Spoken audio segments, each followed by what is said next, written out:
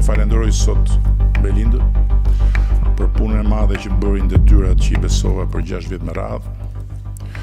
Dhe I uroj fatin që meriton, do qoftë fati që meriton.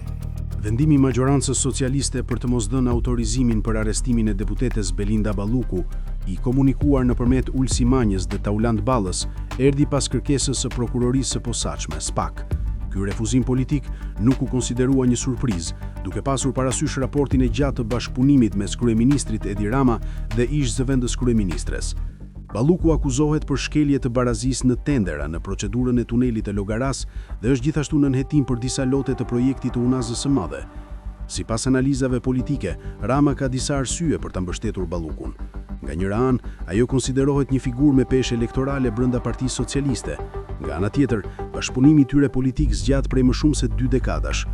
Opozita ndërkohë ka akuzuar shpesh qeverinë për mënyrën e ndarjes së tenderave publik, duke e përfshirë edhe Ballukun në këto kritika.